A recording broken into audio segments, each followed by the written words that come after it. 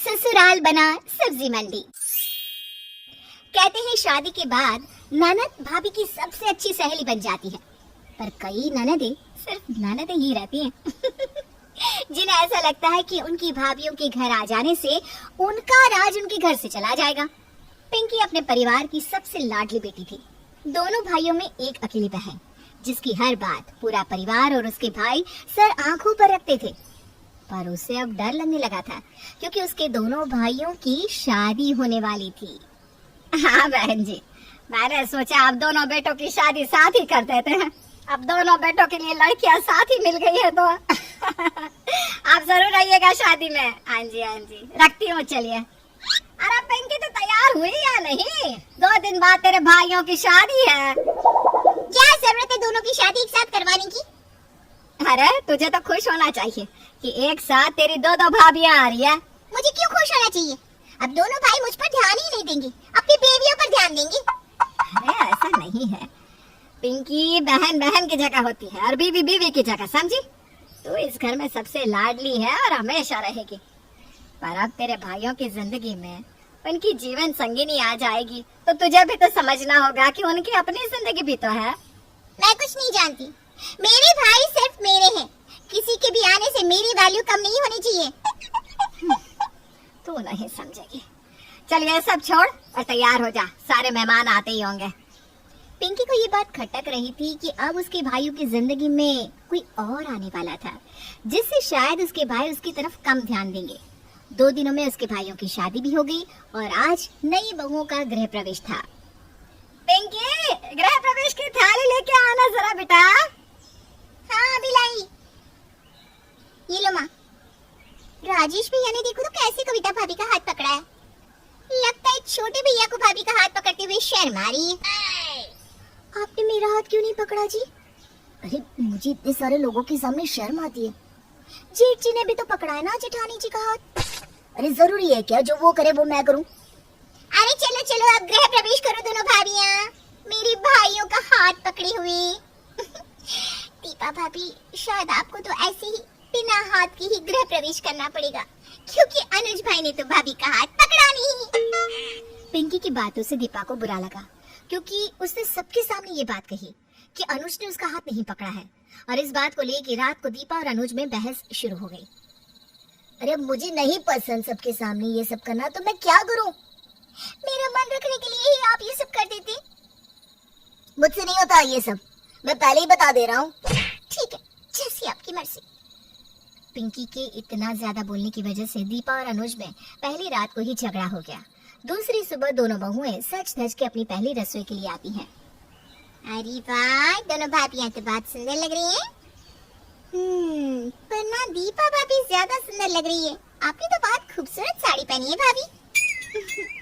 Thank you Pinky. हाँ सच में आप ना कमाल की लग रही है। मैं भी तो कम सुंदर नहीं हूँ, ये तो मुझे किसी भी एंगल से ज्यादा सुंदर नहीं लग रही। तो आज आप क्या बना रही है दोनों? मैंने सुना है आप दोनों बहुत अच्छा खाना बना लेती हैं। चलिए आज देखते हैं कौन सबसे ज्यादा अच्छा खाना बनाता है। जो सबसे अच्छा खाना बनाएगा वही मेरे भाइयों के दिल पर राज करेगा। वो तो मैं ही करूंगी, चाहे कुछ भी हो जाए। इस बार मैं भाभी को जीतने नहीं दूंगी। तो चलिए दोनों हो जाइए शुरू, फिर देखते हैं कौन जीतता है। पिंकी के उकसाने पर दोनों बहुएं रसोई में एक दूसरे से जैसे कंपटीशन में लग गई।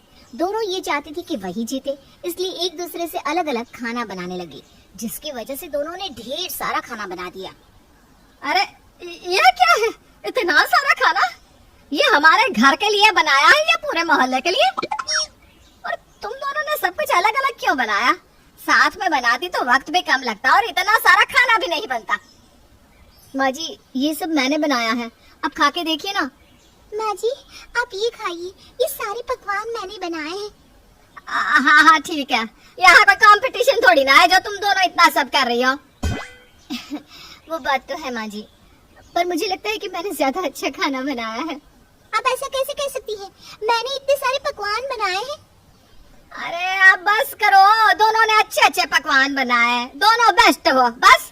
पर कल से एक साथ मिलके खाना बनाना, ठीक है? पिंकी की यही कोशिश रहती कि वो दोनों भाभियों के बीच और उनके पतियों के बीच में फूट डलवा सके, जिससे दोनों भाई हमेशा उस पे ही ध्यान दे। अरे वाह भाई, आप क्या लाए हैं? मैं आज सबके लिए आइसक्रीम लाया हूँ। ये ले, ये तेरी फेवरेट। और दीपा, ये तुम्हारी फेवरेट आइसक्रीम। तुम्हें ये फ्लेवर पसंद है ना? अरे वाह भाभी, देखिए मेरा भाई आपका कितना ध्यान रखता है। और एक आप है, आपको तो ये भी नहीं पता कि मेरे भाई को ये सब्जी बिल्कुल पसंद नहीं। हाँ, ऐसी बात नहीं है, वो बस ना मेरे ध्यान से निकल गया। मैं अभी और कुछ बना कर लाती हूँ। रहने दो, अब मुझे भूख नहीं है। अरे पर सुनिए तो। अनुज नाराज होकर अंदर चला जाता है। पति चाहे कुछ भी कर ले, पत्नियों को उनकी कदर नहीं होती। हम पत्नियां भी आपके लिए कम नहीं करती हैं। भाभी, आप मेरे भाई से कैसे बात कर रही हैं? आपको पता है, उनसे इस घर में ऐसे कोई बात नहीं करता। ये हम पति पत्नी के बीच की बात है, तुम बीच में मत बोलो। हाँ हाँ, मैं होती कौन हूँ बोलने वाली? तुम मेरी बहन से ऐसे बात नहीं कर सकती, उसने क्या गलत कहा? पिंकी की दखलंदाजी उनके भाइयों के मामले में बढ़ती ही जा रही थी, जिसका असर उनके रिश्तों पर पड़ रहा था। यहाँ तक कि देवरानी जिठानी भी आपस में अब ठीक से बात नहीं करती थी, पर इन सब की खनक कमला को लग गई थी। यह पिंकी की वजह से ही सारे घर का माहौल खराब हो रहा है, कुछ तो करना होगा। कमला को पिंकी के इरादों का अंदाजा तो लग चुका था, इसलिए अब उसने सोचा कि उसे समझाने से कोई फायदा नहीं, उसे एहसास करवाना होगा कि वो गलत है।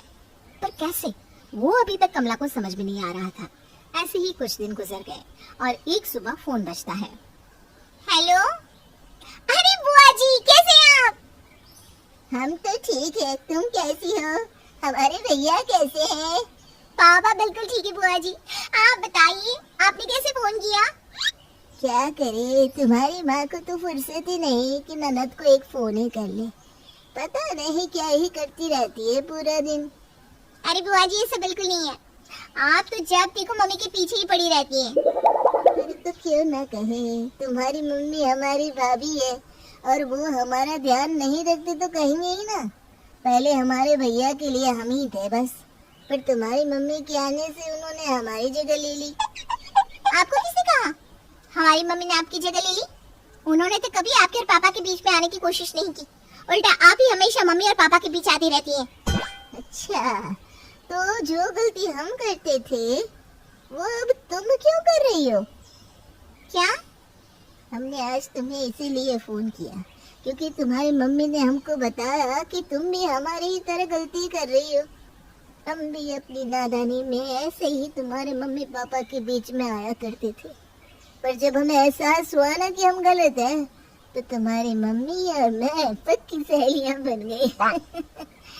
देखो पिंकी, बहन और बेटी तो हमेशा ही घर की लाडली रहती हैं, पर इसका मतलब ये नहीं कि जो अपना सब कुछ छोड़कर तुम्हारे घर आई है, हम उनसे ही ठीक से बर्ताव ना करें, हैं?